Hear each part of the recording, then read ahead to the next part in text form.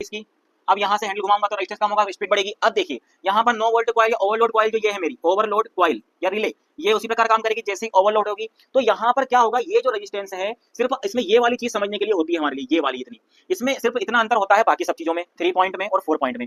यहाँ पर ये जो रेजिस्टेंस होता है ये नो वोल्ट कॉइल के धारा के मान को सीमित करता है, ठीक है। क्योंकि देखिए जो हमारे 3 पॉइंट स्टार्टर होते हैं ना, उसमें नो वोल्ट कॉइल जो होती है वो पतले तार की, क्या कैसी होती है, पतले तार की और अधिक लपेट की बनाई जाती है, ठीक है। इसमें ये क्या होता है, यहाँ पर सीरीज में लगे होने के कारण ये थोड़ी मोटे तार की बनाई जाती है, इसकी मोटे तार की बनाई जाती है, क्योंकि इसको यहाँ से रेजिस्टेंस में से गुजर रहे पूरे करंट को सहन करना होता है। तो यहाँ पर जब मोटर ओवरलोड की कंडीशन में आती है तब इस रेजिस्टेंस क्या करता है, जब करंट ओवर होता है तो ये रेजिस्टेंस धारा के मार्ग में बाधा उत्पन्न करता है, जिससे एक सीमित मान का करंट मेरे इस नो वोल्ट कॉइल में पहुंचता है, जिससे ये जो स्टर ये पकड़े रहता है, इसको पकड़े ही रहता है, छोड़ता नहीं है। क्योंकि यहाँ पर देखिए धारा का मान अगर अधिक होगा तो वोल्टेज के मान में गिरावट आएगी, वोल्टेज के मान में गिरावट आने के कारण ये स्टर को छोड़ेगा और पकड़ेगा, जो 3 पॉइंट में हो रहा था इसमें वो चीज ना हो, इसीलिए रेजिस्टेंस लगा दिया गया है, ठीक है। रेजिस्टेंस ये जो नो वोल्ट कॉइल है 3 पॉइंट स्टार्टर में और 4 पॉइंट स्टार्टर में जो नो वोल्ट कॉइल होती है वो शंट फील्ड या सीरीज फील्ड के सीरीज में होती है, लेकिन यहाँ पर इसको इस रेजिस्टेंस के सीरीज में लगाते हैं और इस रेजिस्टेंस को लाइन के पैरेलल में लगाया जाता है,